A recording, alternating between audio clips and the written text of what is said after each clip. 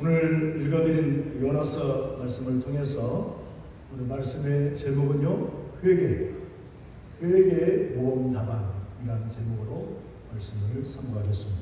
한번 해봅시다. 회개의 모범답안. 주제는 회개입니다. 첫 번째 생각해 볼 것은 요나. 오늘 요나 선지자가 하나님의 낯을 피해요. 하나님의 얼굴을 피한 요나. 우리가 잘 알고 있듯이 이 요나서는 나에 대한 요나서는 하나님께서 이 선지자 요나를 부르시고 어디로 보내시냐면 니느웨로 보내세요. 니느웨로 보내시면서 니느웨 백성들에게 회개를 촉구하는 거예요. 회개를 촉구하라는 내용을 기록한 선지자입니다. 니느웨가 어떤 곳입니까? 우리가 잘 아는 아수르의 수도입니다. 또 아주 큰 도시예요. 사방 13km는 고대의 가장 큰 도시였습니다. 그런데 니느웨의 백성들, 니느웨는 북이스라엘과 서로 원수지간이에요. 이 아수르라는 나라는 우리가 잘 들어보셨잖아요. 아수르는 북이스라엘을 멸망시킨 나라가 아수르입니다. 아시리아. 이런 이유 때문에 하나님께서는 요나를 들어서 니느웨로 가서 니느웨 사람들을 회개시키고 회개의 복음을 전하라고 한 하나님 명령이 탐탁하지 않았다는 거예요. 요나의 입장에서는 저희 나라와 동족과 원수된 관계인데, 요나는 니느웨 사람들에게 가서 회개하고 하나님의 긍휼을 입는 것을 요나는 크게 기뻐하지 않았습니다. 이스라엘과 이 니느웨 백성들, 아수르의 관계는 우리가 쉽게 이야기하면 우리 가장 가까운 이웃이 어디입니까? 이웃 하나가 일본이라는 나라가 있습니다. 우리는 오래전부터 일본에게 여러 가지 압제를 당하고 식민지 생활하고 많은 고통을 당했습니다. 그래서 대한민국 사람들 정서상 일본을 그렇게 좋게 평가하는 사람들이 거의 없어요. 매번 경기를 할 때마다 한국과 일본이 붙으면 실력 여하를 막론하고 무조건 한일전에서는 우리가 승리를 해야 돼요. 져서는 안 되는 거예요. 지금도 여러 가지 일본과의 관계 속에서 풀려지지 않은 많은 문제들을 보면 그런 밑자락에 한국인의 정서가 깔려 있는 거예요. 일본은 우리의 원수다, 대적이다. 그렇게 우리를 못 살게 굴었던 위안부 문제를 비롯해서 징병으로 끌려가고 말이죠. 아직도 해결되지 않은 많은 문제들로 인해서 일본에 대해서 그런 좋지 않은 감정을 우리가 갖고 있는 것 같아요. 일찍이 임진왜란 때 수많은 조선 사람들을 학살했고, 또 일제강점기 때에는 위안부, 또 우리나라에서 생산된 쌀을 우리가 농사짓면서 다 약탈해 간 거예요. 자기들이 다. 쇠가 빠지게 우리는 일하고 다 수출세는 것을 지네들이 다 가져가는 거예요. 학생들 이제 진집해가지고 군인으로 보내고, 노동자들을 강제로 진집해서, 그리고 신사참배를 강요해서 한국교회의 목회자와 성도에게 큰 고통을 준 장본인이 어디냐? 일본이라고. 어찌 보면 일본에 대한 좋지 않은 감정을 갖고 있는 것은 대한민국 백성은 어찌 보면 당연한 일일지도 모릅니다. 오늘 여기 나오는 요나 역시도 이런 이유로 인해서 아시리아, 이스라엘의 원수, 이 아수르의 니느웨 백성들이 잘 되는 것을 싫어했다는 거예요. 저희 인간들은, 저 원수된 우리나라를 괴롭히고 했던 원수들은 저것들이 회개하고 자복해서 하나님이 용서를 구하고 긍휼을 구하는 것 원치 않다. 그래서 요나는 하나님의 명령, 니느웨에 가서 회개의 복음을 전하라는 하나님의 명을 어기고 여호와의 낯을 피하여 다시스로 도망을 간 것입니다. 내려갔습니다. 다시스는 지금의 스페인의 남부인 지브롤트 전방인데 예루살렘으로부터 약 3,200km 떨어진 먼 곳입니다. 그리고 다시스로 가는 배를 타서도 요나는 어디에 있었냐? 배 맨 밑창에 들어가서 거기서 잠을 자고 있었어요. 왜 요나가 하나님의 명을 어기고 니느웨로 향하지 않고 다시스로 향하면서 먼 곳을 우리가 정하고 그리고 배를 타고서도 맨 밑창에 들어가 있었을까? 거기서 잠을 청하고 있었을까? 이유는 한 가지입니다. 어찌됐든지 여호와의 낯을 피하기 위해서 멀리 가면 하나님이 거기까지 못 오시겠어. 배 밑창에 들어가서라도 하나님의 낯을 피하기. 그래서 요나서 1장 한 장을 넘기시면 1장 2절과 3절을 보십시오. 너는 일어나 저 큰 성읍 니느웨로 가서 그것을 향하여 외치라. 니느웨를 향해서 외치라. 그 악독이 내 앞에 상달되었음이라 하십니다. 3절 그러나 요나가 여호와의 얼굴을 피하려고 일어나서 다시스로 도망하려 하여 욥바로 내려갔더니 마침 다시스로 가는 배를 만난지라. 여호와의 얼굴을 피하여 그들과 함께 다시스로 가려고 뱃삭을 두고 배에 올랐더라. 아멘. 하나님의 얼굴을 피하려고, 하나님의 낯을 피하려고 어떻게든지 하여간 피해보려고 다시스로 가는 거예요. 사랑하는 성도 여러분, 우리가 멀리 간다고 해서 저 미국, 캐나다, 어디 저 북대해상 멀리 간다고 해서 거기는 하나님 안 계실까요? 우리가 깊이 바다 밑에 깊이 내려간다고 해서 하나님이 거기는 안 계실까요? 천만의 말씀입니다. 우리 하나님 어떤 하나님이시냐? 편재하시는 하나님. 한번 해봅시다. 편재하시는 하나님. 편재하시는 하나님. 옴니프레젠스. 어디든지 wherever, 어디든지 어느 곳이든지 하나님이 거기 계세요. 지금 여기 계시는 하나님 똑같은 시간에 미국에도 계시고 캐나다도에 계시고 어디든지 계시는 하나님, 어디에나 계시는 하나님. 세상 어디로 가든지 그곳 하나님이 계시고 멀고 먼 우주 끝에 간다고 할지라도 거기에서 못 계시는, 심지어는 우리가 태어나기 전부터 우리를 알고 계실 뿐만 아니라 우리의 심장까지도, 우리의 심장 폐부 속까지도 살피시는 하나님, 우리의 마음과 생각까지도 알고 계시는 하나님, 동기까지도 알고 계시는 하나님, 우리가 몸은 여기 있지만 마음은 딴 데가 있다면 그 마음도 아시는 하나님. 이런 하나님의 얼굴을, 이런 하나님의 낯을 피하고자 하는 것 자보다 더 어리석은 자는 없어요. 사랑하는 성도 여러분, 우리 하나님은 살아계십니다. 크게 아멘합시다. 하나님은 살아계십니다. 하나님은 눈에 보이지 않지만 살아계십니다. 어디든지 계시는 거예요. 우리의 생각까지도, 우리의 심장까지도, 폐부속까지도 살피시는 하나님이십니다. 우리 일거수일투족을, 우리 언행심사를 다 주관하시고 지켜보고 계시는 하나님이시다. 그런 하나님의 얼굴을 피해보고자 이건 어리석은 사람입니다.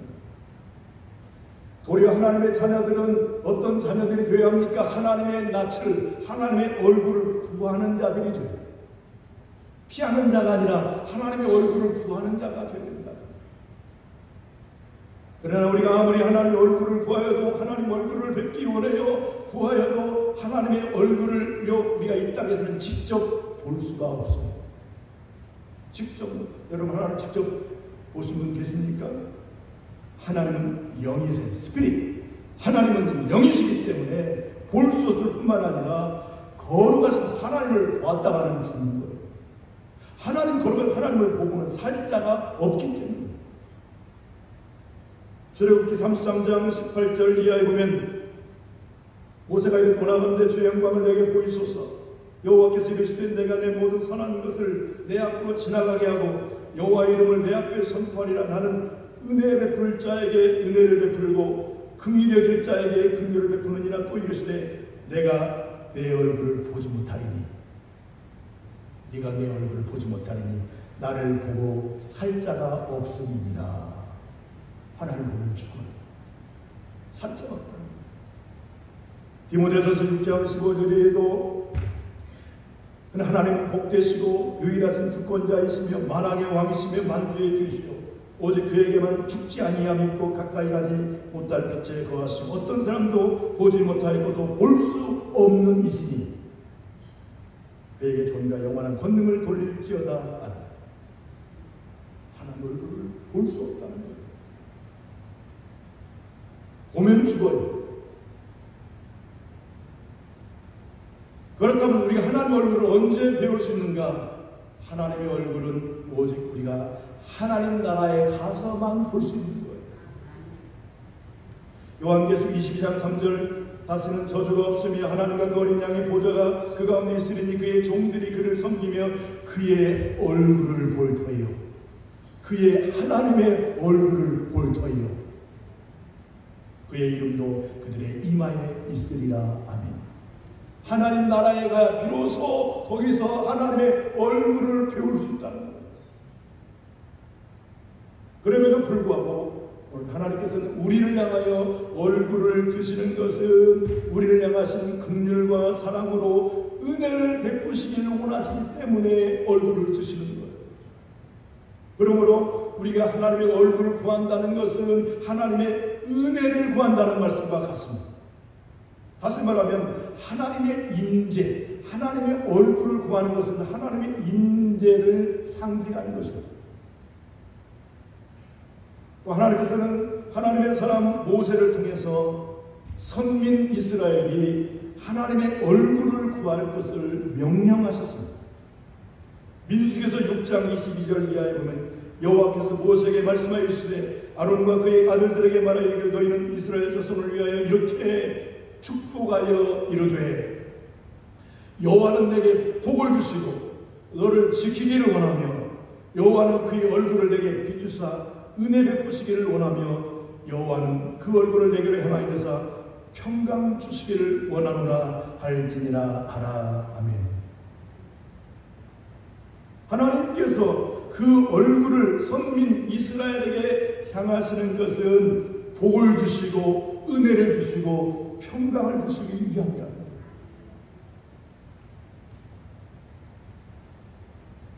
그러나 하나님의 얼굴은 꼭 은혜를 베푸시기 위한 것이 아니라는 것이죠. 때로는요 하나님께서는 죄인들과 악인들을 향하여 그 얼굴을 하나님이 들기도 하신다는 겁니다. 시편 34편 16절 말씀 여호와의 얼굴은 악을 행하는 자를 향하시고 그들의 자취를 땅에서 끊으려 하시는도다. 악을 행하는 자를 향하여 얼굴을 드신다는 겁니다. 이처럼 하나님께서는 악인을 향하여 얼굴을 드실 뿐만 아니라 범죄한 이스라엘을 향해서는 하나님 그 얼굴을 가리신다는 거예요. 예레미야 18장 17절 말씀을 내가 그들의 원수 앞에서 흩어버리기를 동풍으로 함같이 할 것이며 그들의 재난의 날에는 내가 그들에게 등을 보이고 얼굴을 보이지 아니하며 미가 3장 4절 말씀 그때 그들이 여호와께 부르짖을지라도 응답하지 아니하시고 그들의 행위가 악했던 만큼 그들 앞에 얼굴을 가리시리라. 아멘. 숨기신다. Hide his face. 그의 얼굴을 숨기신다는 겁니다. 또 부르짖었지만 하나님이 no answer. 응답하지 않으시겠다는 거예요. 이처럼 하나님께서는 선택한 하나님의 사람이라 할지라도 범죄하면 하나님이 그 얼굴을 가리신다는 거예요. 사랑하는 성도 여러분, 우리는 그렇기 때문에 날마다 우리의 죄를 회개하고 낱낱이 회개하고 하나님의 얼굴을 구함으로 하나님께서 약속하신 복과 은혜와 평강을 받아 누리시기를 주의 이름으로 축복합니다. 진정으로 회개한 자에게 이런 은혜가 임하게 되는 것입니다. 두 번째, 본문의 5절에서 6절, 9절까지의 말씀은 니느웨 백성들의 회개입니다. 요나가 이제는 니느웨 성으로 들어갑니다. 하루 동안 다니면서 회개의 복음을 전하는데 4절을 보시게 되면 요나가 그 성읍에 들어가서 하루 동안 다니며 외쳐 이르되 뭐라고 외칩니까? 니느웨 백성들이여 40일이 지나면 니느웨가 무너지리라 하였다. 40일이 지나면 니느웨가 무너진다는 거예요. 그러자 이 요나 선지자의 외침을 들은 니느웨 사람들이 어떤 반응을 보입니까? 5절 말씀. 니느웨 사람들이 하나님을 믿고 금식을 선포하고 높고 낮은 자를 막론하고 굵은 베옷을 입은지라. 굵은 베옷을 입은지라. 니느웨 백성들이 이 요나의 회개의 메시지를 듣고 하나님을 믿고 금식을 선포하며 높은 자 낮은 자를 막론하고 굵은 베옷을 입었습니다.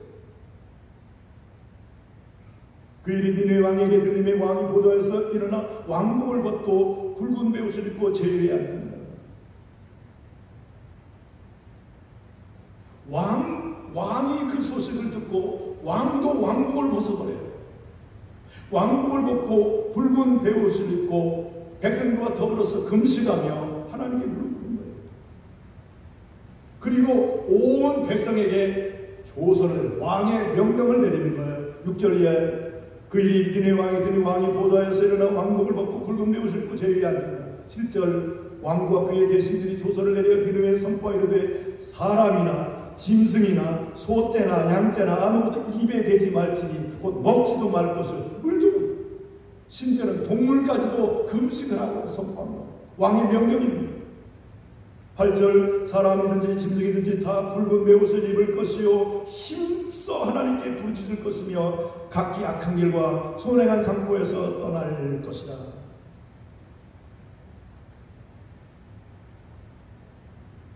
우리는 이런 니느웨 백성들, 니느웨 사람들의 이 회개의 모습을 통해서 오늘 말씀의 주제 포인트 회개의 모범 답안을 보게 되는 것입니다. 먼저 회개는요, 먼저는 회개하되 힘써 부르짖었다는 거예요. 힘써 부르짖었다. 그래서 여러분 회개 제1 첫 번째 단계는 힘써서 부르짖는 것입니다. 한번 해봅시다. 힘써 부르짖는 것이다. 첫째는 힘써서 부르짖는 거예요.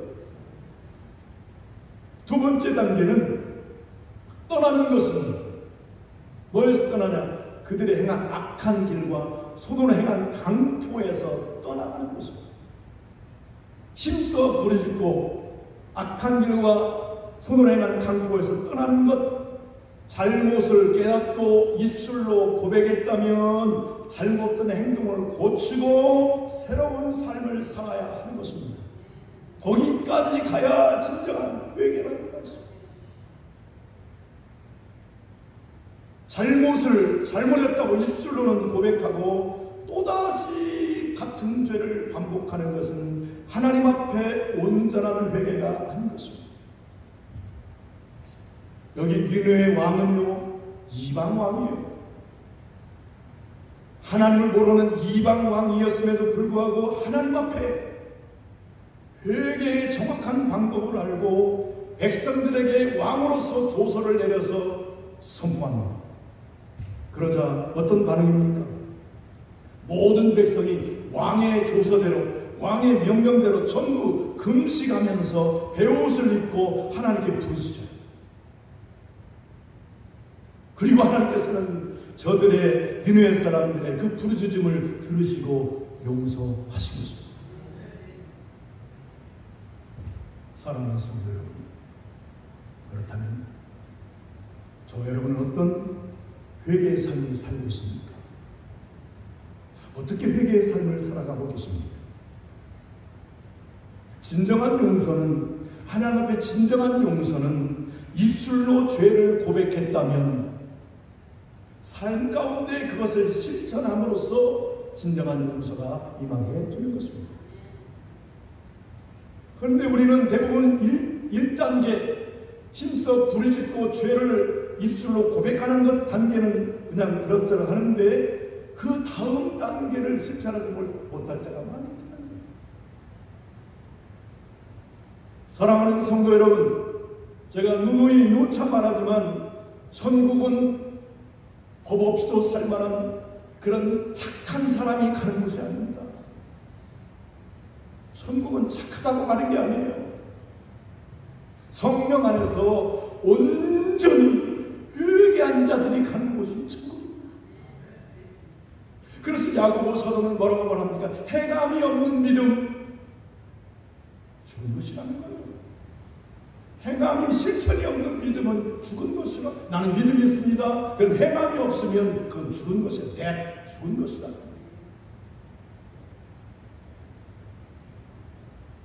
사랑하는 성도 여러분, 우리가 하나님께 죄를 진정으로 고백하면, 자복하면 긍휼이 풍성하신 하나님께서는 우리의 죄를 용서하십니다.